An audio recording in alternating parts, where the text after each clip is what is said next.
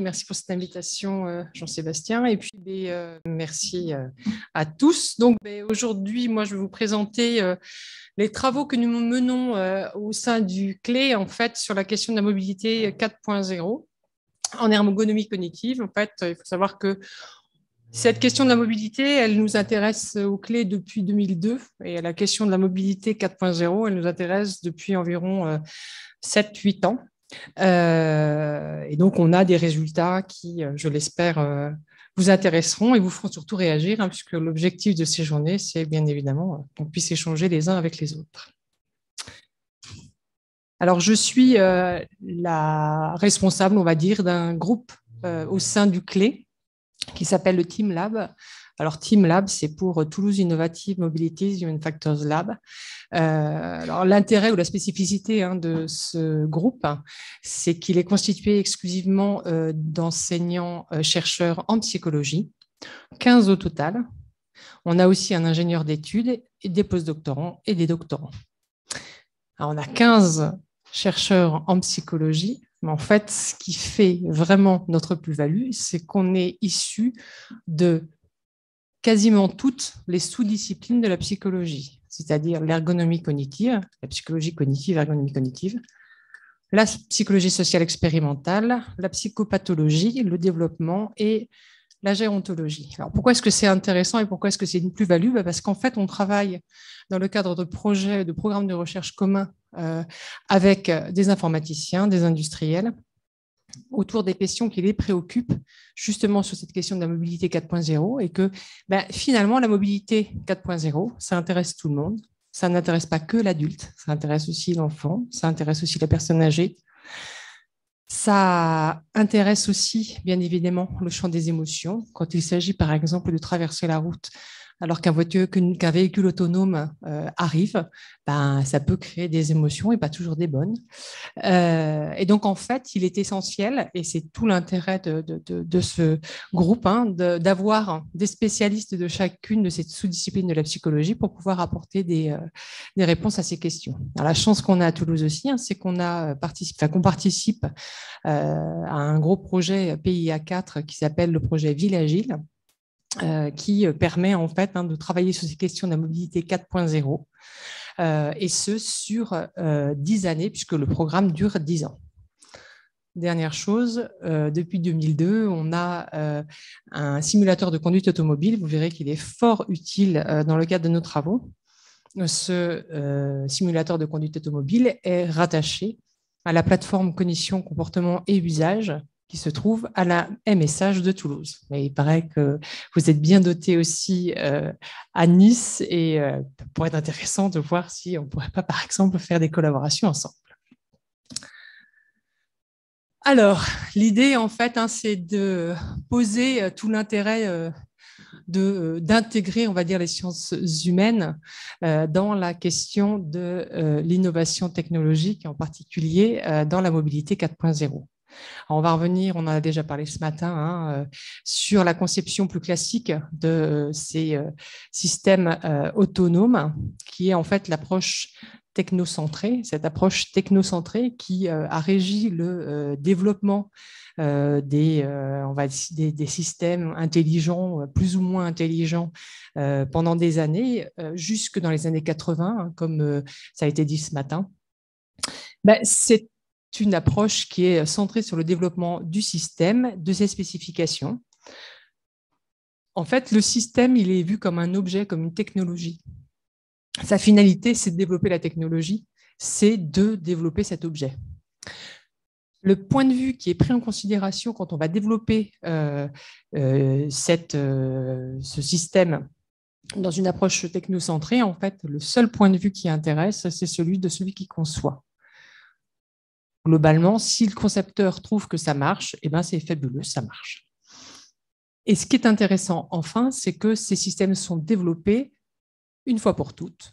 Et globalement, l'humain, il doit s'adapter au système il doit s'adapter au système quand il doit les utiliser. Alors, on l'a vu, les choses ont évolué dans les années 80. Dans les années 80, on a commencé à se dire que finalement, c'était bien gentil de développer des systèmes qui nécessitaient pour l'humain de s'adapter à eux quand il voulait les utiliser. Le problème, c'est que ça, en fait, très rapidement, l'humain il trouve assez désagréable de devoir s'adapter à un système pour pouvoir l'utiliser. Et donc, si on veut massifier son utilisation, il est important en fait, de considérer l'humain dans sa conception.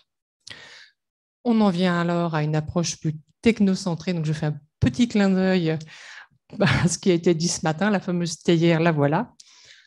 On arrive donc à une approche plus ethnocentrée ou centrée utilisateur. On appelle ça aussi centré utilisateur final. On l'entend pas mal en ce moment.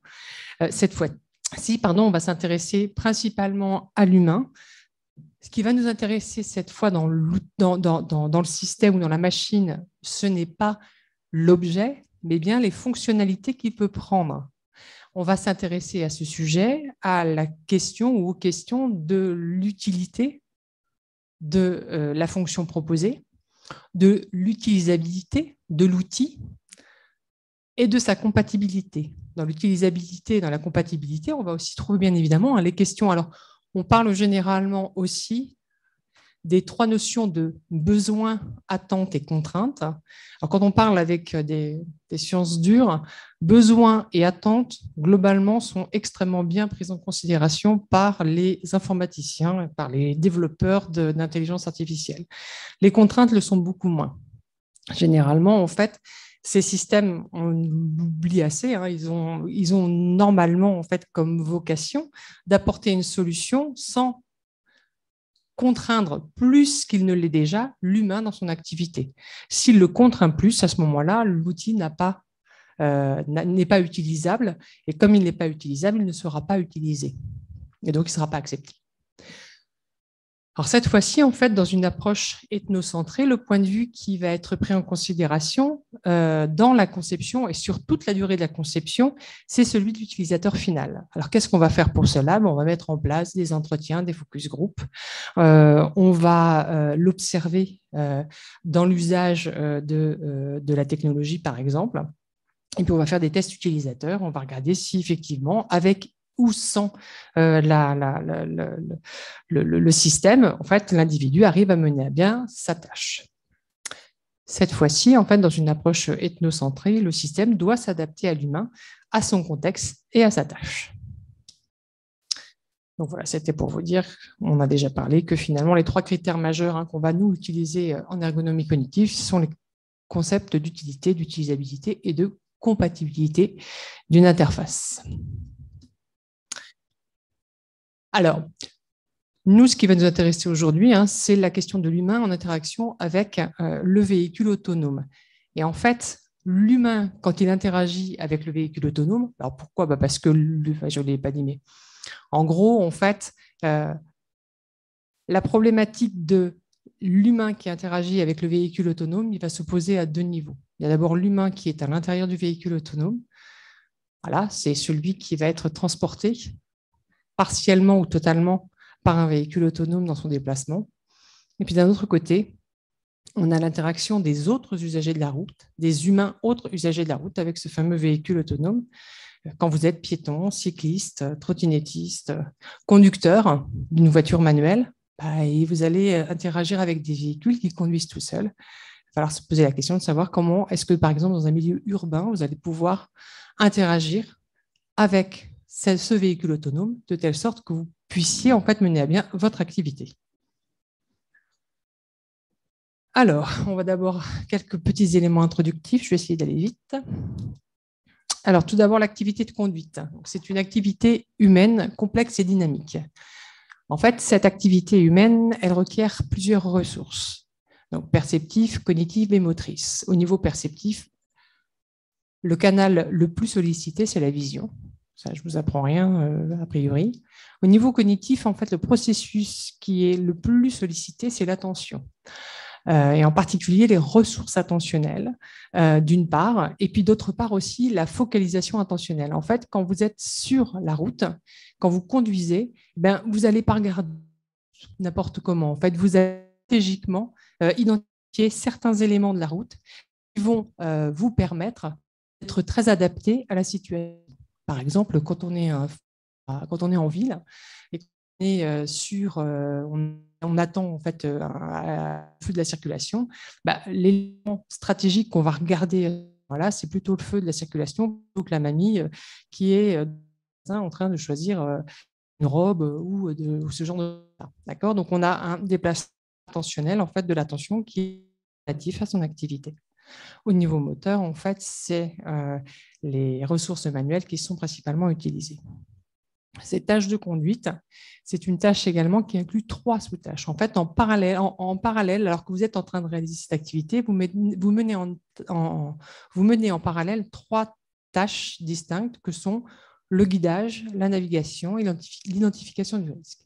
Ces 3 tâches, si vous ne les menez pas correctement, en fait, vous vous mettez en danger, vous risquez en fait de provoquer un accident. Donc, le guidage, c'est le contrôle du positionnement latéral et longitudinal de votre véhicule sur votre voie. La navigation, c'est le fait de savoir où je suis et donc d'identifier dans mon environnement les indices qui me permettent de savoir où je suis et ceux qui me permettront de savoir où je vais aller. Et enfin, c'est aussi l'identification du risque, qu'ils viennent de la route elle-même, les trous, l'absence de lignes blanches, par exemple, du trafic, de la visibilité, il y a du brouillard, par exemple, ou encore des autres conducteurs. Alors, en fait, ce que je vous disais, c'est que l'activité de conduite est une activité complexe et dynamique. Ça bouge tout le temps et c'est très compliqué. Il faut faire plein de choses en même temps. Et justement, en fait, le problème, c'est qu'on fait souvent des erreurs et ces erreurs humaines, en fait, elles sont responsables d'un grand nombre d'accidents de la route. Dans une étude, en fait, qui a été menée il y a quelques années, en fait, on a ainsi identifié que 95% des accidents de la route étaient liés à une erreur humaine. Et là arrive la technologie, les sciences dures qui ont la réponse absolue à tous nos problèmes humains, puisque 95% des accidents de la route sont liés à une erreur humaine. À ce moment-là, la réponse est assez simple. Supprimons l'humain de la boucle de la conduite et nous éliminerons 95% des accidents de la route. Maintenant, on va voir si effectivement ça marche. Alors, on va revenir sur les causes majeures de l'accidentologie. En fait, il faut savoir que les accidents les plus fréquents sont liés à des facteurs tels que l'âge. Les personnes âgées, elles ont plus d'accidents que les adultes, les adultes jeunes, on va dire. L'expertise, moins vous êtes expert au volant, plus vous êtes en danger, et plus vous êtes un danger pour les autres. En gros, les conducteurs novices, en fait, ont un problème en particulier, justement, de scan stratégique de la scène routière. En fait, ils n'ont pas appris où regarder. Et comme ils n'ont pas regardé où regarder, ils regardent partout. Et pas toujours les choses qui sont les plus intéressantes pour leur sécurité et la sécurité des autres. Autre risque, l'alcool, le contexte de la route. Il y a beaucoup plus d'accidents quand la visibilité, par exemple, est dégradée, ou encore lorsque, par exemple, les virages sont un peu trop serrés ou que les lignes blanches, il y a des problèmes sur la route de visibilité. Donc, les lignes blanches effacées ou des trous sur la route, ce genre de choses-là. Donc, à partir de ce moment-là, on peut dire que les systèmes autonomes, si on veut qu'un système autonome soit intéressant pour l'humain, à ce moment-là, il va devoir apporter une solution à ces facteurs de défaillance de la performance humaine.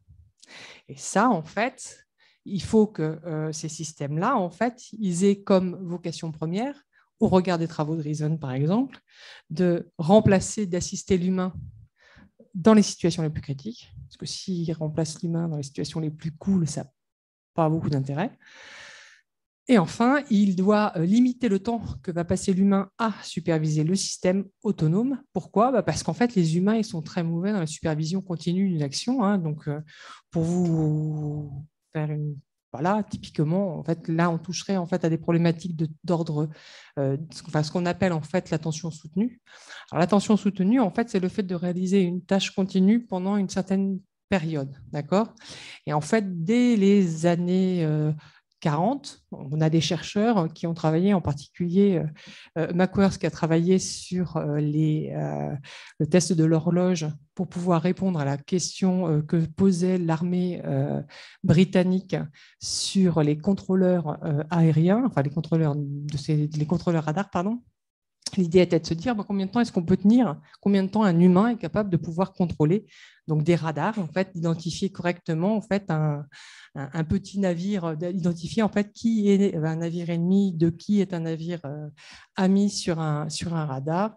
Et on a fait travailler comme ça des cohortes de jeunes gens en fait qui ont réalisé une tâche qui consistait en fait à comptabiliser, donc enfin, identifier à chaque fois, donc, sur une espèce d'horloge, chaque irrégularité en fait dans le fonctionnement de cette horloge. Alors l'horloge en fait était assez simple. Je l'admets. L'horloge, elle se déplaçait d'une gradation par seconde, et puis de temps en temps, en fait, très rarement, sur 30 minutes, elle se déplaçait de 2 gradations. En fait, je crois que c'est 13 fois sur 30 minutes, donc c'est vraiment extrêmement rare. Ce qu'on a observé, en fait, ce que montre McWorth, c'est qu'au bout de 30 minutes, en fait, l'humain a perdu, enfin, a considérablement dégradé sa performance. Et d'ailleurs, il préconise le fait que, en fait, toutes les demi-heures, il faudrait quasiment arrêter l'activité pour pouvoir permettre à l'individu de se reposer et reprendre l'activité. Mais il ne faut surtout pas en faire des activités sur la durée. Et au-delà, en fait, de cette demi-heure, puisque passé cette demi-heure, finalement, les gens ne sont plus, on va dire, vigiles, mais attentifs à ce qui typiquement un système autonome qui imposerait à l'humain de pouvoir superviser l'activité pendant plusieurs heures, typiquement un système qui ne serait pas du tout adapté en fait, aux capacités humaines. Alors,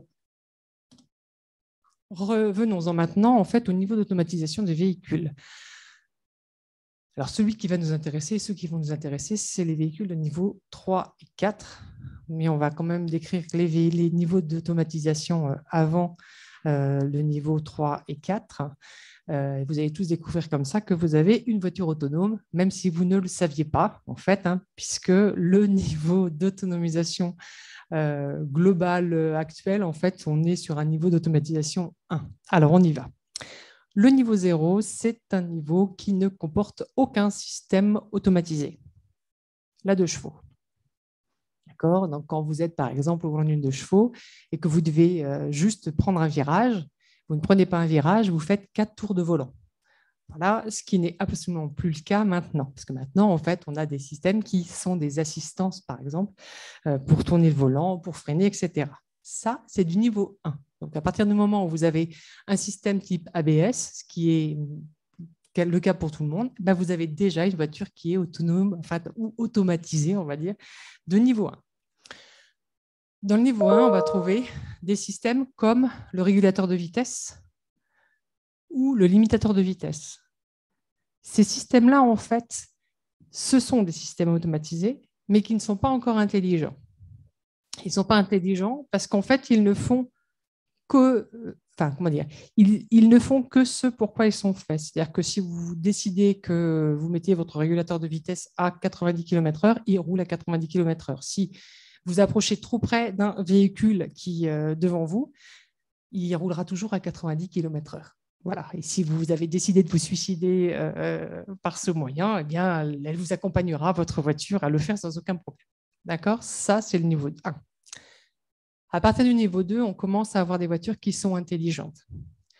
Les voitures intelligentes de niveau 2, c'est la Tesla, mais c'est aussi toutes les voitures en fait, qui sont actuellement vendues, les hauts de gamme qui sont vendues haut de gamme, oui, enfin, les voitures actuelles qui sortent, en fait, les voitures récentes, qui sont vendues par tous les constructeurs, que ce soit Renault, Citroën, Mercedes, etc., etc. Donc, ces véhicules de niveau 2, en fait, ils intègrent de l'intelligence, ils intègrent des systèmes intelligents. Alors, on va reprendre notre fameuse histoire de régulateur de vitesse qui n'était pas intelligent au niveau 2, au niveau 1, pardon, et qui va devenir intelligent au niveau 2.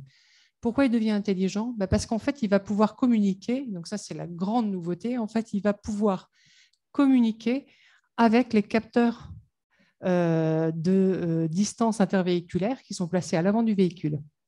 Et en discutant entre eux, en fait, ce régulateur de vitesse, il va pouvoir prendre en considération la distance, la vitesse en fait, la vitesse d'approche en fait du véhicule qui précède. Et quand cette vitesse d'approche est trop rapide et que le véhicule en fait est trop proximal, en fait, soit votre véhicule va désactiver tout seul le régulateur de vitesse, soit il va vous prévenir, soit pour les systèmes les plus sophistiqués, en fait, il va adapter, en fait, il va réguler sa vitesse au regard pour pouvoir garder en fait une distance suffisamment sécure pour que vous évitiez de rentrer dans le véhicule de devant. Donc ça, c'est du niveau 2. Jusqu'au niveau 2, les systèmes qui sont développés sont là pour assister le conducteur. On est d'accord que jusqu'au niveau 2, c'est toujours le conducteur qui est responsable, qui supervise. C'est lui en fait qui conduit constamment. D'accord ? Je vous rappelle que sur le niveau 2, pour ceux qui ont des véhicules de niveau 2, eh bien, vous devez garder les mains sur le volant. Et si vous lâchez les mains du volant plus de 10 secondes, votre véhicule se fait une joie de vous rappeler que vous devez reprendre le volant. On passe au niveau 3. Alors, le niveau 3, c'est un niveau d'autonomisation conditionnelle et le niveau 4, c'est un niveau de haute automatisation. Alors, on va mettre les deux ensemble. Je vous expliquerai les toutes petites caractéristiques, les toutes petites choses qui vont changer entre le niveau 1 et le niveau 2, entre le niveau 3 et le niveau 4, qui sont quand même des changements majeurs. En fait, pour les niveaux 3 et 4, le système il va pouvoir partiellement conduire de façon autonome. C'est-à-dire que là, par contre, cette fois-ci, quand il prendra en charge l'activité de conduite, il la prendra complètement. Pendant que le véhicule conduit, donc l'humain derrière le volant va pouvoir faire autre chose. Vaquer à toutes les occupations qu'il le souhaite. S'il veut dormir, il dort. S'il veut regarder un film, il regarde un film. S'il veut jouer à Mario Kart, il joue à Mario Kart. Il fait ce qu'il veut. La différence entre le niveau 3 et le niveau 4, c'est que pour le niveau 3, en fait, le conducteur, l'individu qui est derrière le volant, va être requis en situation d'urgence quand le système ne sera plus opérationnel. Alors, il y a un truc qui est quand même assez magique, hein, c'est que, après, on peut penser tout ce qu'on veut de l'intelligence artificielle, mais globalement, typiquement, en fait, ces véhicules autonomes de niveau 3, 4 sont en mesure ou seront en mesure de détecter 10 secondes avant son occurrence le fait qu'ils seront inopérants. C'est-à-dire que 10 secondes avant d'être vraiment désactivés, le système va prévenir le conducteur en disant « il faut que tu reprennes le volant parce que moi, je ne suis plus capable de le faire ». Donc ça, c'est pour le niveau 3. Donc, c'est un truc qui est assez fabuleux. C'est assez fabuleux parce que d'un point de vue technologique, c'est une véritable prouesse.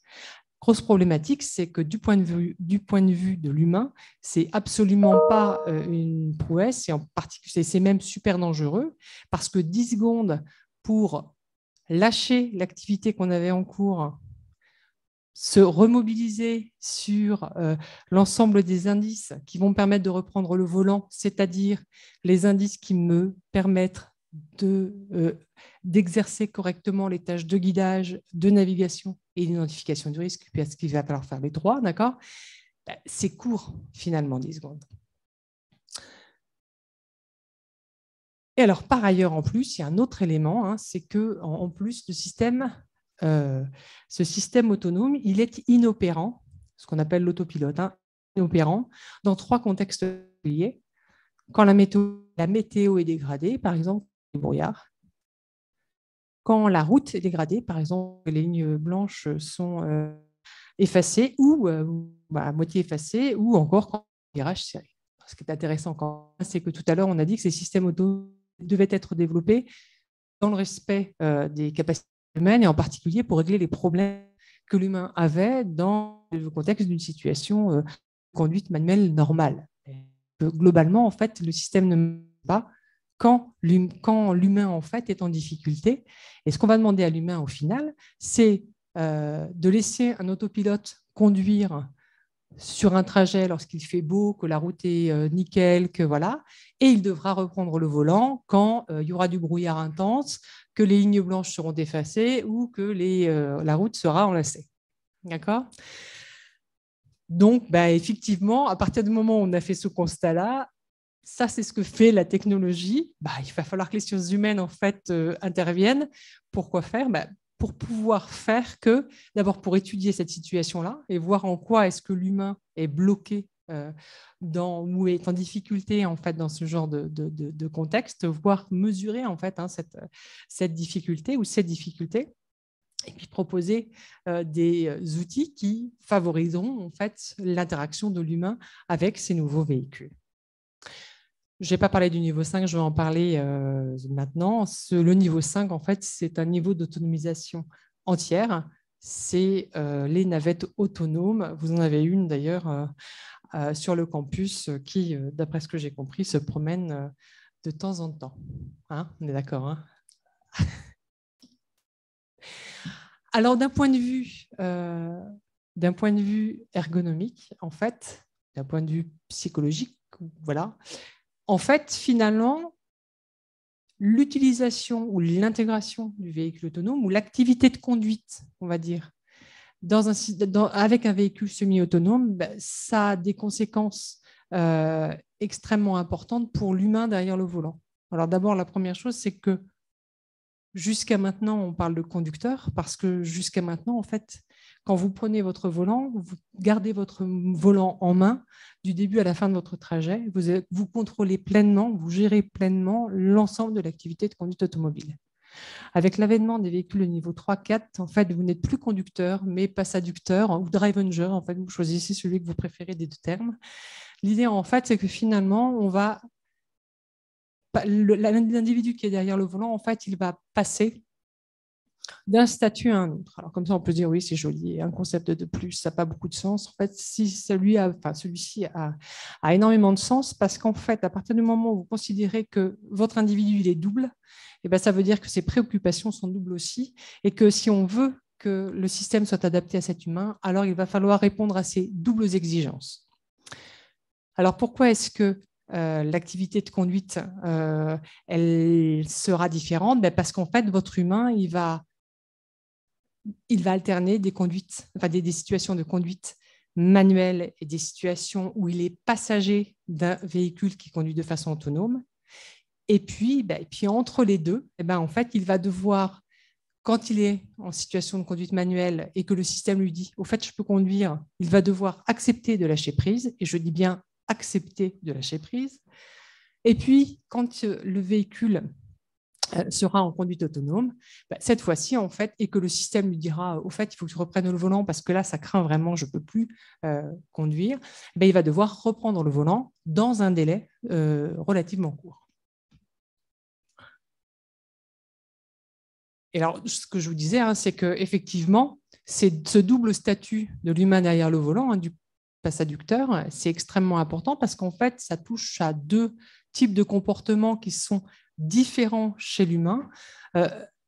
Quand on est dans un statut de conducteur, quand vous êtes en train de conduire, quand vous allez devoir reprendre l'activité de conduite, en fait, la seule chose qui vous intéresse, c'est votre performance. Ce que vous voulez, en fait, c'est être en mesure de reprendre l'activité de conduite le mieux possible, de vous réinsérer le mieux possible dans le trafic dans lequel vous êtes. Donc là, ce qui va nous intéresser, c'est votre capacité d'attention, votre capacité à identifier dans votre scène routière l'ensemble des indices qui sont utiles à votre tâche de conduite, et puis aussi vos ressources attentionnelles. Que si vous étiez en train de faire autre chose, vous étiez par exemple en train de rédiger un article scientifique, ce qu'on fait tous les jours en voiture, typiquement, il va falloir lâcher tout ça, se désengager complètement d'une tâche extrêmement coûteuse pour passer en fait à l'activité de conduite, qui est également une tâche très coûteuse en ressources attentionnelles. Donc là, ce qui va nous intéresser, c'est la performance de conduite. Il faut savoir que les travaux qui sont menés actuellement sur cette question des véhicules autonomes sont quasi exclusivement centrés sur cette problématique de la performance de conduite. Un autre comportement qui, lui, par contre, est totalement occulté ou quasi par les travaux actuels sur l'interaction de l'humain avec le véhicule autonome, c'est le comportement, c'est son statut de passager. Parce que là, cette fois-ci, en fait, pour le passager, quand vous êtes passager d'une voiture actuellement, en fait, votre performance, la performance de conduite, vous en avez mais alors rien à carrer. C'est vraiment pas votre problème. Par contre, ce qui va vous intéresser à vous, quand vous êtes passager, c'est d'être bien, d'être à l'aise. En fait, on va toucher ici en fait, à une sphère qui, pour le moment, n'est pas du tout étudiée, qui est la sphère émotionnelle. L'idée, en fait, c'est de faire du contexte de l'habitacle automobile un espace dans lequel vous êtes serein. Alors justement, en fait, on va s'intéresser en fait aux deux versants de ce comportement du conducteur, du passaducteur en fait, et voir en quoi est-ce que les préconisations, les préoccupations liées à chacun de ces statuts va impacter en fait sur le comportement du passaducteur, et en quoi est-ce que en fait on pourrait trouver des solutions en fait pour que les choses se passent mieux. On va commencer par les facteurs qui impactent la performance du passaducteur. Donc là, on est vraiment sur la problématique de la reprise de l'activité de conduite manuelle. C'est ce que je vous disais, hein, quasi-totalité des travaux qui sont publiés à ce jour portent exclusivement sur cette question-là. Pourquoi ? Parce que les gens qui achètent des voitures sont les gens qui les conduisent. Donc globalement, si vous n'êtes pas foutu de reprendre le volant après que le véhicule en fait, ne puisse pas conduire, que le système autonome vous demande de reprendre le volant, c'est quand même pas cool. Petite information, on est bien d'accord, hein, quand vous reprenez le volant d'un véhicule qui roule, pas d'un véhicule qui est à l'arrêt. Donc, vous reprenez un véhicule sur autoroute, par exemple, qui roule à 130 km/h. Donc, forcément, effectivement, on peut se dire que ce n'est pas une manœuvre ultra méga simple. Alors, encore moins quand vous avez 65 ans et que vous appelez Ginette et que vous prenez le volant une fois de temps en temps pour aller chercher votre pain. Donc, tout ça, ça fait partie des problématiques en fait, qui, pas typiquement, n'ont pas été posées a priori par les gens qui ont développé ces systèmes-là et qui font aussi que les véhicules autonomes actuellement ont bien du mal à trouver des gens de leur marché, parce que globalement, il ne faut pas l'oublier, hein, les gens qui achètent des voitures neuves, ce n'est pas des gens qui ont entre 25 et 35 ans et qui passent leur vie à jouer aux jeux vidéo et qui sont des vrais geeks. C'est plutôt des gens plus âgés, donc plus de 55 ans. Alors, en fait, il y a deux problématiques spécifiques liées à la période critique de la reprise de l'activité de conduite manuelle. Ces deux hypothèses explicatives liées à cette criticité de la situation de la reprise de la conduite manuelle sont liées à deux choses. La première hypothèse, c'est que les gens ils perdent la conscience de la situation. Ça fait 1h30 que vous êtes en train de regarder un film tranquillement installé dans votre siège. Vous n'êtes plus dans la voiture, vous êtes en train de regarder ce qui se passe et c'est trop bien, et vous n'êtes plus du tout en fait, non seulement vous n'êtes plus dans la voiture, mais en plus, si même vous êtes encore un peu dans la voiture, vous n'êtes plus du tout dans le contexte de vous dire qu'il va falloir que vous repreniez le volant. Donc ça, c'est la première problématique. Et la deuxième, en fait, la deuxième explication, c'est le fait que alterner entre deux tâches, ça nécessite, c'est extrêmement coûteux d'un point de vue attentionnel, et en fait, l'attention, c'est vu comme on parle de charge mentale ou de charge attentionnelle. En fait, il faut vous imaginer une espèce de grand verre d'eau, on ne peut pas dire mieux. Et en fait, ce verre d'eau plein, c'est vos ressources attentionnelles. Vous n'en avez pas plus, vous n'en avez pas moins, mais vous avez ça. D'accord ? Le problème, c'est que quand vous avez bu toute l'eau, il n'en reste plus. Et s'il n'en reste plus, forcément, si vous avez une tâche derrière à réaliser, il n'y a plus d'eau, et vous ne pouvez pas la réaliser correctement. Alors, il n'y en a jamais plus. Il y en a toujours un petit peu, mais il n'y en aura peut-être pas suffisamment pour que la tâche d'après soit réalisée correctement. Donc, ce coût attentionnel, en fait, il est à prendre en considération, et le coût de l'alternance est extrêmement... l'alternance changée d'une tâche à l'autre, même en 10 secondes, c'est super coûteux au niveau attentionnel. Ça, c'est le modèle d'Hensley, c'est le modèle de la conscience de la situation. En fait, pour pouvoir avoir conscience de la situation, il faut être en mesure de percevoir les indices qui sont critiques dans mon environnement, de les comprendre pour se projeter dans l'avenir. Globalement, quand vous êtes dans une situation de conduite autonome, ces éléments de perception, de compréhension et de projection, en fait, tout du moins la perception des éléments qui sont à risque dans votre environnement, vous ne les percevez pas puisque vous êtes en train de faire autre chose. Et donc, finalement, en fait, le fait de ne pas percevoir ces de ne pas percevoir ces indices ne vous permet pas de les comprendre, ne vous permet pas de vous projeter. Et donc, globalement, c'est comme si finalement, quand vous étiez en situation de conduite autonome, vous n'étiez plus en situation de conduite automobile et qu'on vous demandait en moins de 10 secondes de reprendre en fait toute la plénitude en fait de ce qu'est l'activité de conduite, d'où le fait que ça pose problème. S'agissant du coût attentionnel, je passe, c'était juste en plus, on va en venir directement. Alors oui, c'était une étude que je voulais vous montrer, qui a été réalisée chez nous en fait, et qui travaille justement sur la question qui traite de la question de la reprise de la conduite de l'activité manuelle chez des conducteurs novices et experts après la réalisation d'une tâche, qui consistait à regarder un film pendant 30 minutes. Donc, en fait, ce qu'on a fait, c'est qu'on a comparé sur simulateur de conduite, hein, on a fait conduire des gens en conduite manuelle pendant 30 minutes. Et puis, il y en a d'autres, en fait, qu'on n'a pas fait conduire du tout. Et pendant 30 minutes, ils ont regardé un film. Et puis, juste au bout de 30 minutes, on leur a dit, on a le système autonome qui leur a dit, moi, je ne peux plus conduire. Voilà, il faut que vous repreniez la main en 10 secondes. Donc, on avait des novices et des experts, bien évidemment, dans chacune des conditions. Et les films qui ont été projetés étaient des films qui n'avaient été jamais vus par les participants, d'une part, et d'autre part, c'était des films qui avaient été jugés en amont par des juges indépendants comme étant extrêmement engageants, très appréciés. C'est des films drôles, hein. Voilà, donc vous voyez un peu ce que donne la scène, en fait. Alors, je peux vous montrer, mais je ne suis pas sûre qu'on va pouvoir le... Voilà, donc en fait, voilà. Et là, en fait, ce que l'on voit, alors si on voit ce que l'on voit, c'est ce que voit le conducteur. Parce que le conducteur, en fait, était doté de lunettes oculométriques. Et en fait, ça nous permettait de suivre son tracé visuel, en fait. Donc là, il est en train de conduire. Il était en train de reprendre le volant, pardon, excusez-moi. Donc là, en fait, il regarde le truc, je ne sais pas le son, c'est pas grave. En fait, il regarde le film et puis le système lui dit reprenez le volant. Et donc, à ce moment-là, en fait, on voit qu'il déplace son regard sur la scène routière. OK. Alors, pour pouvoir mesurer, en fait, étudier le comportement de l'humain derrière le volant, ça, c'est un truc extrêmement intéressant. Mais c'est vrai que d'habitude, en fait, quand on traitait de ces questions de la conduite automobile, en fait, on prenait les paramètres véhicules. C'est génial, le paramètre véhicule, pour pouvoir étudier le comportement de l'humain derrière le volant, c'est quand même mieux. Sauf que quand l'humain derrière le volant ne conduit pas, regarder les paramètres véhicules n'a absolument plus aucun intérêt. Donc, il faut trouver d'autres mesures.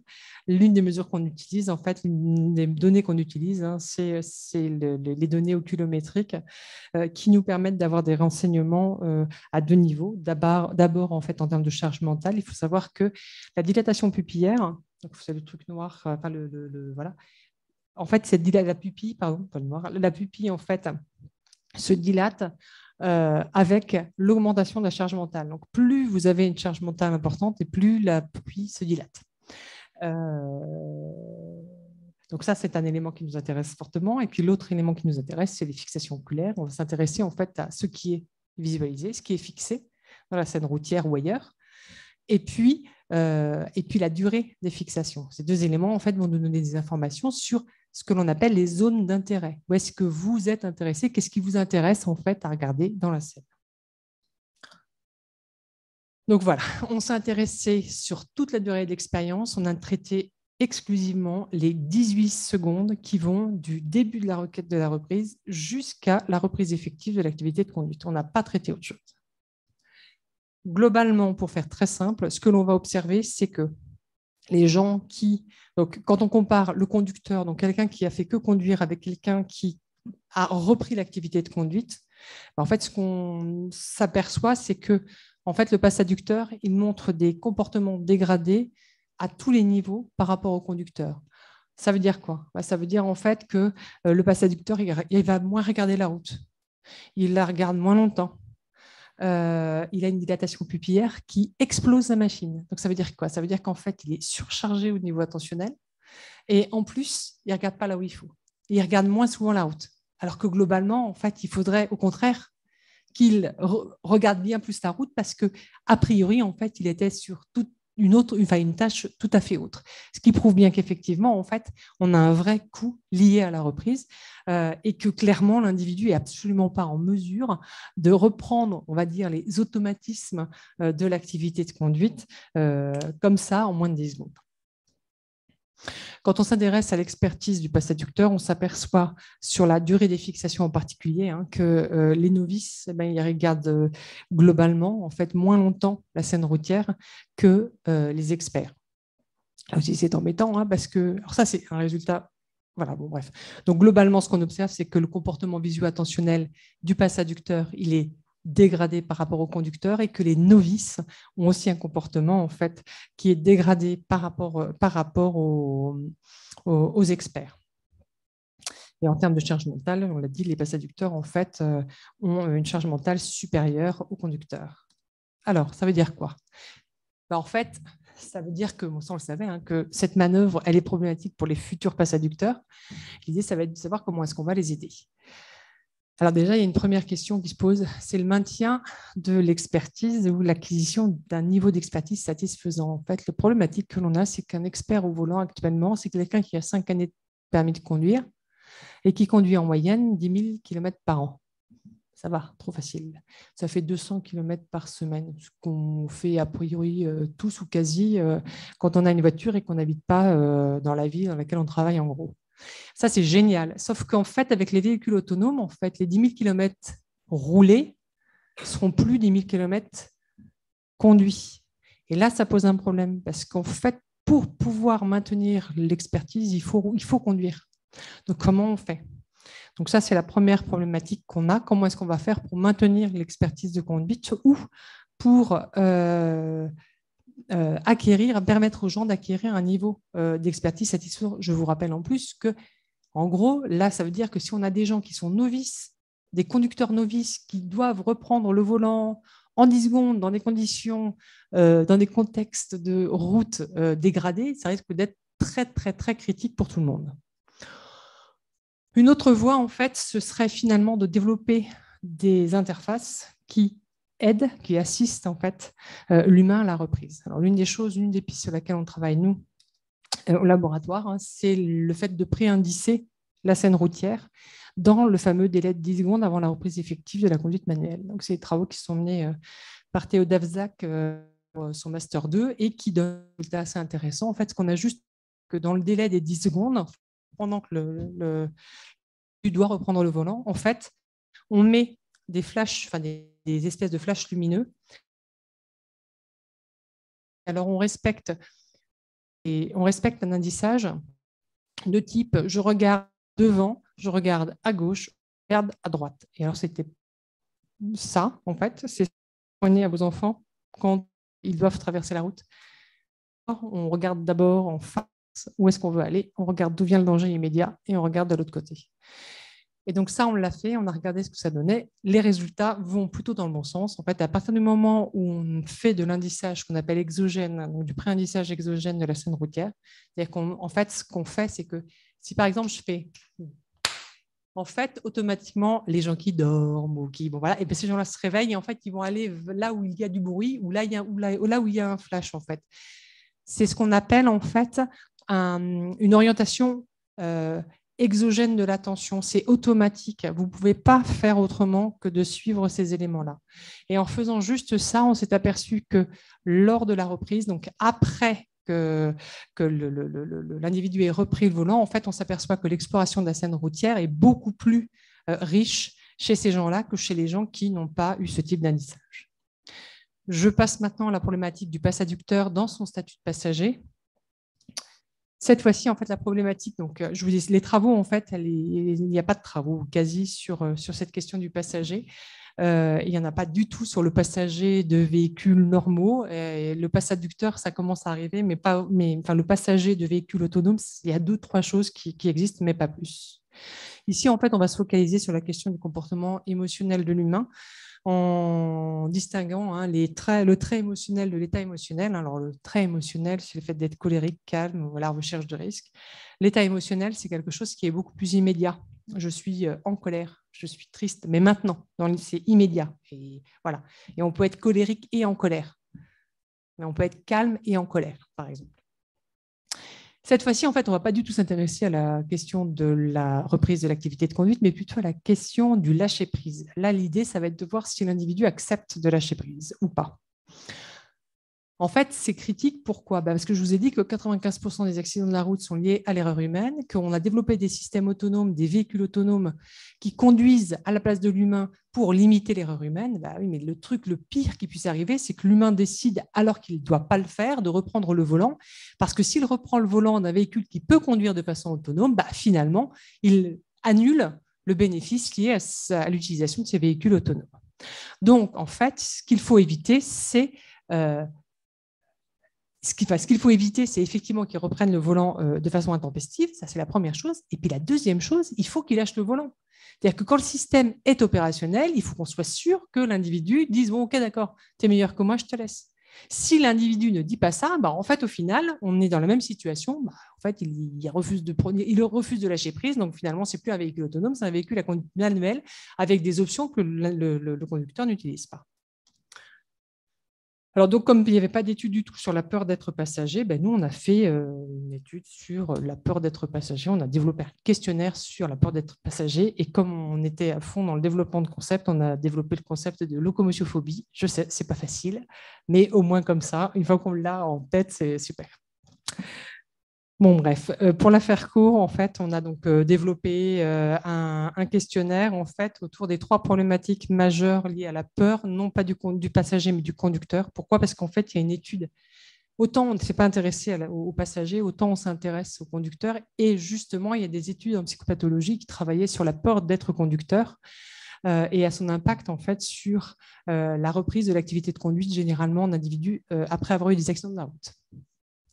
Et donc, dans ces études, donc c'est Heller qui avait développé ça en 2007, ils avaient mis en évidence qu'il y avait 3 préoccupations majeures liées à la peur d'être conducteur, qui étaient le comportement de panique, la peur, le risque d'accident, ou encore la peur du jugement d'autrui. Donc, on s'est inspiré en fait de ces travaux-là pour développer un questionnaire. On a donc 577 participants qui ont réalisé, donc qui ont passer ce questionnaire-là. Il y avait en amont en fait, de ce questionnaire-là, on posait à l'individu la question de savoir s'il avait peur ou pas d'être passager dans différents transports. Et puis après, on voyait en fait quelles étaient les causes majeures de cette peur.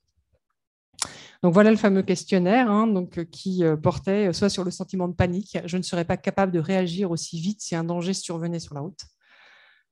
La préoccupation sociale, les gens vont penser que je suis un passager difficile, mes pensées ne seront pas claires, les gens se moqueront de moi. Ou encore le risque d'accident, je vais être blessé, je vais m'étouffer, je ne vais pas pouvoir reprendre mon souffle. Les résultats. Donc, on a d'abord demandé aux gens en fait, à quelle fréquence ils ressentaient la peur dans des situations de passagers ou autres. Il y avait aussi conducteur de son propre véhicule et pas propre véhicule, ce n'est pas grave. Qu'est-ce que nous donnent ces résultats-là? Ces résultats, ils nous intéressent bien parce qu'en fait, on avait posé la question non seulement sur la voiture, mais également en fait sur d'autres transports et en particulier l'avion. Pourquoi? Parce que pour l'avion, en fait, on avait le pourcentage, en fait, on avait la prévalence en fait de la peur de l'avion, donc ce qu'on appelle l'aérophobie. Dans la littérature, parce que ça, par contre, c'est très détaillé. Et en fait, globalement, nos chiffres correspondent en fait aux résultats sur l'aérophobie. Donc ça, c'est plutôt intéressant parce que ça assoit les résultats pour le reste. Donc en gros, les gens, il y a 34,5% des gens qui disent avoir plutôt peur en avion, ce qui est un truc intéressant, parce que ça nous permet aussi d'avoir une base de référence. Ce qui est intéressant, c'est surtout quand on est passager d'une voiture. Et en fait, ce qui est intéressant et ce que vous pouvez voir, c'est que en fait, les gens, ils ont peur d'être passagers. Il y en a 27,8% qui ont peur d'être passagers quand le conducteur est un individu qui est familier. Donc, on est assez proche finalement de la peur de l'avion. Bon, ok. Ça ne les empêche pas de monter dans un avion, c'est une chose assurée. L'autre résultat qui nous intéresse beaucoup plus, c'est le fait que quand l'individu est passager d'une voiture dont il ne connaît pas l'individu, pour lequel le conducteur n'est pas un familier, à ce moment-là, en fait, on passe à 44,9% des gens qui ont peur d'être passagers. Ça, c'est vachement intéressant, parce que je vous rappelle que dans le système, dans l'idée, en fait, ou la perspective que la voiture est semi-autonome, quand le conducteur, l'individu qui est derrière le volant ne conduit pas, c'est un autre qui conduit le volant, mais cet autre-là, en fait, il n'a pas de réalité physique. Donc, comme il n'a pas de réalité physique, il est plus qu'un inconnu. Donc, on peut faire l'hypothèse qu'en fait, finalement, ça risque de provoquer quelques défiances des individus quant à l'idée de coopérer avec une instance qu'ils ne connaissent pas dans une activité qui est une activité complexe, dynamique et à fort risque. Alors, s'agissant en fait des déterminants de la peur du passager, en fait, je vous en avais donné 3. Et ce qui sort en fait de l'étude, c'est que le déterminant majeur de la peur du passager, c'est le risque d'accident. Donc, dans le cadre de préconisation pour un ergo, l'idée, ça va être de préconiser le développement d'applications ou d'interfaces qui auront pour fonction de réassurer les capacités du véhicule, de favoriser l'illusion de contrôle de la situation et de favoriser en fait la distraction. Rappelez-vous, quand vous êtes dans un avion un long courrier, en fait, on vous montre votre avion dans un écran qui on vous explique qu'il est à 1000 pieds de machin.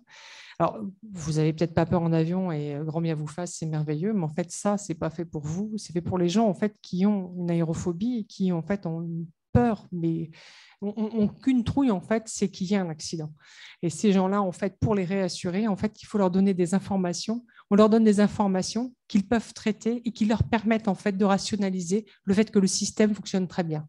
Si, en gros, si l'avion vous dit que vous êtes à 10 000 pieds, que vous en avez encore pour 3 heures de vol, c'est que globalement, il maîtrise. Donc, ça permet de limiter en fait les émotions négatives relatives à ce truc-là.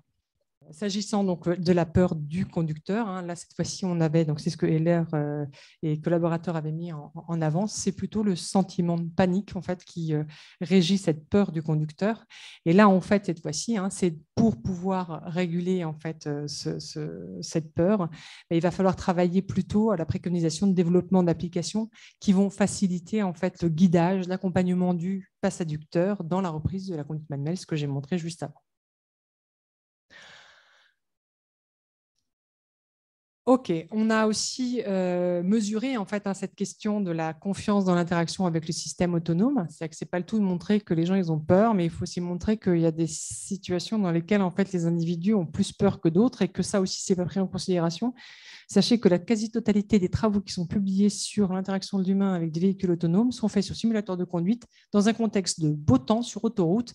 Globalement, c'est juste merveilleux. Okay, à aucun moment, en fait, on s'intéresse à l'impact d'une météorologie défavorable sur l'interaction de l'humain avec un véhicule autonome. Donc nous, c'est ce qu'on s'est amusé à faire avec Johanna Coucou, qui est étudiante en master. Et on s'est intéressé en fait à l'effet de la dégradation de la météo sur les deux phases critiques d'interaction de l'humain avec le véhicule autonome, le lâcher-prise et la reprise en main. On s'est intéressé en fait à voir en fait quelles étaient les latences. Donc cette fois-ci, on ne s'est pas intéressé au mouvement oculaire, on s'est intéressé à la latence de la reprise de l'activité de conduite manuelle. C'est-à-dire quand est-ce que l'individu, le système vous dit que vous allez devoir reprendre le volant, vous avez 10 secondes pour le faire, d'accord ? Ou vous devez vous lâchez le volant, et là encore, en fait, là, vous avez le temps que vous voulez. Et en fait, on a mesuré le temps que mettaient les gens quand il faisait beau et quand il faisait pas beau. Voilà, avec l'idée que si la météo était défavorable, forcément, on allait introduire une défiance, les gens allaient avoir plus peur que quand il faisait beau, puisqu'eux étaient moins en mesure de pouvoir contrôler leur environnement. Qu'est-ce qu'on observe ? En fait, ce qu'on observe, donc le temps favorable, c'est en bleu. D'accord ? Donc ça, c'est la latence de reprise en main, et là, c'est le lâcher-prise. Bien. Il fait beau. Dans l'expérience, la manœuvre de reprise en main, ils l'avaient 3 fois, les sujets. Donc, vous l'avez 1 fois, 2 fois, 3 fois. D'accord ? En moyenne, quand la météo est favorable, les gens mettent environ 6 secondes à reprendre le volant. Globalement, en fait, c'est stable. D'accord ? 6 secondes sur 10 secondes, ça veut dire que quand même, on prend le temps. On est cool. D'accord ? Voilà. Pour le lâcher-prise. Pour le lâcher-prise, là encore, en fait, là, ce qu'on va observer, c'est que quand le système va dire à l'individu « vous pouvez lâcher le volant », ce qu'on va observer avec les gens qui sont météo favorables, c'est que plus on avance, plus ils lâchent le volant tôt. D'accord ? En gros, ils ont une parfaite confiance dans le système, il n'y a pas de souci. Hop, je reprends le volant au dernier moment, je lâche le volant dès qu'on me le dit, parce que de toute façon, j'ai parfaitement confiance dans le système. Maintenant, quand il ne fait pas beau, quand il fait pas beau, qu'est-ce qu'on va observer ? On va observer que globalement, pour la question de la reprise en main, dès que le système me dit de reprendre le volant, d'accord, et dès qu'il le dit, moi je reprends le volant. Et ça va s'accentuer avec le temps. C'est-à-dire que lors de la première reprise, on est à quasiment 5 secondes pour reprendre le volant. Et à la troisième reprise, d'accord, on n'est plus qu'à 3 secondes. D'accord ? Donc là, en fait, on a une confiance très modérée dans le système et on se dit que finalement, il vaut mieux conduire nous que de laisser conduire le système. Et s'agissant du lâcher-prise, là, ce qu'on va observer, en fait, c'est que les individus qui sont en situation défavorable de conduite, eux, en fait, ils lâchent le volant au dernier moment. Ils tardent extrêmement à lâcher le volant et ils maintiennent en fait ce comportement jusqu'à la fin. En fait. On reste toujours aux alentours de 6 secondes. Donc, ce qui fait que finalement, quand il fait beau, en fait, ce qu'on voit apparaître, c'est la construction d'une confiance dans l'interaction de l'humain avec le système autonome, alors que quand la météo est défavorable, là, ça ne marche plus tout pareil. Il faut quand même savoir que les véhicules autonomes, c'est à ce moment-là qu'ils vont devoir interagir avec l'humain et que globalement, en fait, il serait grand temps de commencer à s'intéresser à des situations réelles d'interaction plutôt que de s'intéresser à des situations idylliques d'interaction qui n'arriveront jamais. En tout cas, pas pour le moment. Je vais passer, après on pourra revenir si vous voulez sur les résumés, mais je veux juste vous présenter la dernière partie de ma présentation qui porte sur les autres usagers de la route. Ça ne va pas être long, je vous promets. En fait, on a beaucoup parlé de Shannon et des modèles de communication. En fait, le modèle de Shannon, il considère, en fait, c'est comme ça en fait que, on va dire, dans une approche technocentrée, on imagine la communication entre un système et un humain. En fait, on considère qu'il y a communication d'un système avec un humain quand la machine ou le système transmet de l'information à l'humain. Mais c'est tout. C'est-à-dire globalement que l'humain interagit, c'est compris, pas compris. Il a surtout eu l'information, après s'en débrouille. Le problème, en fait, c'est que ça ne marche pas pour l'humain. L'humain, en fait, il n'est pas juste là, c'est pas un réceptacle à l'information, à la communication. Pour l'humain, en fait, on est plutôt dans une visée, s'il y a communication, il y a échange entre un émetteur et un récepteur, entre une source et un récepteur, et globalement, l'information qui est donnée par la source est transmise au récepteur qui, en retour, va renvoyer une information au récepteur, à la source première, et c'est comme ça que doit marcher l'interaction. Dans cette perspective, en fait, on va s'intéresser à la communication de la voiture avec les autres usagers de la route. Pourquoi ? Parce qu'en fait, là encore, un vrai problème de la voiture autonome, l'intégration de la voiture autonome dans nos espaces routiers, c'est le fait qu'il va bien falloir que les autres routes communiquent, interagissent avec elles, voire ne serait-ce que traverser, etc., etc. En fait, se déplacer dans un espace routier, c'est un acte social, éminemment social, en fait, qui va impliquer la communication entre les acteurs humains, quel que soit leur mode de déplacement. Classiquement, ce qu'on utilise pour se déplacer, c'est la communication, en fait, qu'on va utiliser, le type de communication qu'on va utiliser quand on doit se déplacer avec un conducteur, c'est une communication non verbale qui va être basée sur les indices visuels qui sont disponibles, comme le contact visuel, le geste de la main. Quand vous traversez la route, voilà, vous vous assurez que la personne vous a vu, vous faites un mouvement de tête, vous changez de posture, voilà, vous mettez le pied sur la première ligne du passage piéton. Généralement, ça réveille la personne qui arrive. Le problème, c'est que tous ces indices-là encore, en fait, qu'on utilise quotidiennement, ils seront complètement caduques et puis ils risquent même d'être dangereux. Pourquoi ? Parce que la personne qui est derrière le volant, le fameux passaducteur, il peut être dans la situation que vous vivrez, il peut être juste passager du véhicule et pas du tout en situation d'être conducteur. Et donc, s'il n'est pas conducteur, il peut vous sourire, il peut vous faire un geste de la main. Mais globalement, ce n'est pas lui qui va vous dire si la voiture vous a vu ou vous a pas vu, si la voiture va céder le passage ou pas. Et donc, en fait, ça veut dire qu'il va falloir en venir à développer des nouvelles modalités de communication entre le véhicule et les autres usagers. Et ça va passer par quoi ? Par le biais d'une interface de communication entre l'homme et la machine. Alors, on ne va pas non plus révolutionner le monde scientifique. Il y a plein de choses qui existent déjà. Il y a des choses qui ont déjà été testées par les constructeurs, les équipementiers. Voilà. Donc, par exemple, Daimler. Donc, Daimler, lui, il a mis devant la voiture un petit message qui dit « Go ahead » ou « Stop ». Voilà. Un autre qui s'éclaire en fait quand le piéton arrive pour dire qu'il peut passer. Un autre, en fait, là, vous voyez, il y a un petit panneau avec piéton. Donc, soit vous pouvez passer, soit vous ne pouvez pas passer. Alors, celle-là, je l'aime beaucoup. C'est la Smiling Car, voilà, donc, qui sourit au piéton pour lui dire qu'il peut passer. Et sinon, en fait, c'est une barre basique. Et l'autre qui est très mignonne, des petits yeux qui regardent le piéton. Donc ça, c'est super top, parce que ça, c'est vraiment des trucs bien développés par des ingénieurs. Ça marche super bien, hein, il n'y a pas de souci. Alors ça marche bien quand vous avez un piéton, d'accord? Quand vous avez deux piétons, je suppose que la voiture louche, peut-être. Voilà. Et la problématique qu'on a aussi, c'est que, OK, très bien, mais si j'ai une voiture qui louche, enfin une voiture qui sourit et une voiture qui ne sourit pas, qu'est-ce que je fais? Est-ce que je traverse? Est-ce que je ne traverse pas? Ça fait partie des éléments qui sont un peu problématiques. Alors voilà, donc la problématique de toutes ces propositions d'interfaces qui sont proposées, c'est que la cible de communication unique de toutes ces études, en fait, de toutes ces propositions, c'est le piéton. Le problème, c'est que c'est le piéton, hein, pas les piétons, le piéton. Donc ça pose problème, hein, parce que dans l'environnement routier, il n'y a pas que des piétons.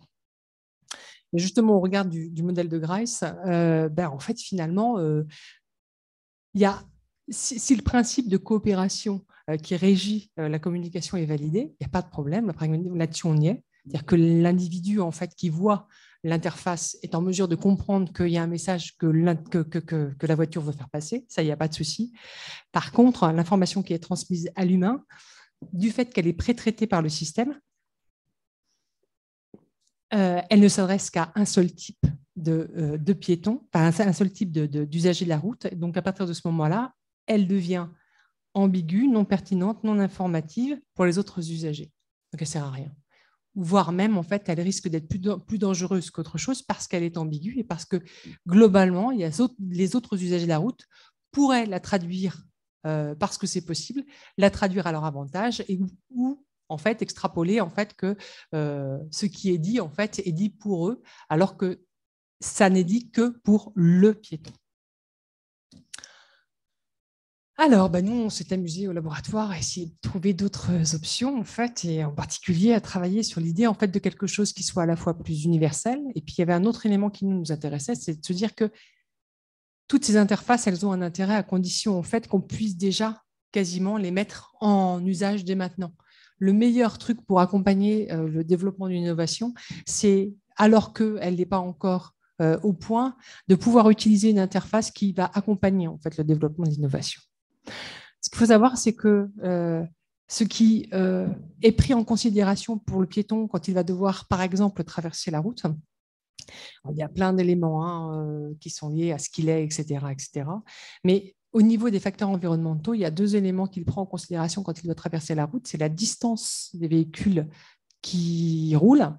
Et l'autre chose, c'est la vitesse. Alors, si la distance, c'est un truc qui est approximativement bien estimé par le piéton, par l'humain, la vitesse, c'est tout à fait autre chose. En fait, on sous-estime la vitesse d'un véhicule quand il fait très beau, alors qu'on la surestime quand il fait pas beau. Et donc, on s'est dit que ce qui pouvait être intéressant, en fait, puisque la distance, c'était pas finalement le truc le plus problématique, les gens sont en même de dire que c'est loin, c'est plutôt loin, c'est plutôt proche. Par contre, en fait, l'information vitesse est beaucoup plus compliquée à mettre à appréhender à estimer de façon correcte. Donc, ce qu'on a fait, en fait, c'est que nous, on a doté un véhicule d'une information sur sa vitesse. On donne la vitesse à l'individu et on regarde ce que ça donne.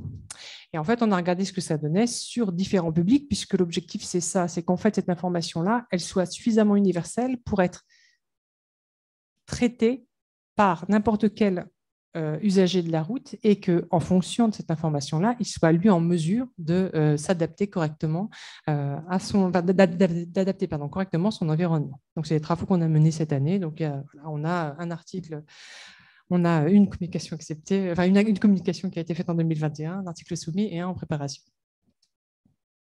On a utilisé 3 méthodes distinctes. La méthode par scénario, une expérience sur simulateur de conduite, et puis un questionnaire qui interroge la nécessité du regard visuel avec le conducteur. C'est-à-dire qu'en fait, plutôt que d'interroger les gens sur est-ce que c'est bien d'avoir un sourire, la vitesse, un affichage textuel, etc. En fait, on leur a dit, vous avez une voiture, il y a une voiture, vous devez traverser la route ou vous devez prendre une direction particulière, vous êtes cycliste, conducteur, etc. Et on donne l'information sur ce qui est affiché sur le véhicule et on va demander en fait à l'individu dans cette situation particulière, est-ce qu'il va aller regarder en fait le conducteur pour prendre sa décision? En fait, ce qu'on observe, c'est que globalement, en fait, les individus disent que l'information donnée par le conducteur est de moins en moins intéressante à partir du moment où le véhicule est autonome et où le conducteur en fait n'a pas l'air d'être ultra attentif. Donc en fait, ça veut dire que les individus sont à même de pouvoir utiliser cette information-là, de la traiter et de prendre des décisions qui sont pertinentes au regard de cette information. Voilà. Bon, donc c'était juste pour vous dire que, donc, en conclusion, la mobilité est un acte social. Elle nécessite de définir une nouvelle communication avec l'humain et les systèmes de mobilité. Les pistes intéressantes donc d'affichage, par exemple la vitesse. Pourquoi? Parce que c'est une information qui est universelle, facile à comprendre, qu'elle n'est pas prédigérée par le système. C'est à l'humain de réfléchir et de traiter de l'information. Ça, c'est vachement important parce que trop souvent, en fait, quand on discute avec les ingénieurs, leur objectif, en fait, c'est justement de considérer que les seules intelligences qui existent sont les intelligences artificielles et que finalement, puisque tout est connecté avec tout sauf l'humain, on peut essayer de se débrouiller pour mettre l'humain, en fait, en dehors de la boucle. Là, vraiment, ce qui est une catastrophe, il ne faut pas, en fait. Il faut au contraire, en fait, laisser la possibilité à l'humain de traiter de l'information et de prendre sa responsabilité en fait dans ce système de mobilité. Ça lui évitera de faire des bêtises et ça lui évitera de faire des bêtises et de toute façon en plus on le sait, de toute façon toutes les situations ne peuvent pas être prévues par les systèmes intelligents. Donc de toute façon il y aura toujours une faille et il y aura donc autant utiliser en fait l'humain et lui faire comprendre en fait qu'il doit utiliser son intelligence, qu'il doit traiter de l'information quand il est dans cet environnement, même si celui-ci est extrêmement connecté et autonome. Ça évitera sans doute un certain nombre d'aléas. Et puis donc nécessité donc de développer de nouvelles études pour trouver l'interface la meilleure et le support à l'interface la meilleure aussi. Voilà. Et ça c'est votre navette autonome. Eh bien, je vous remercie.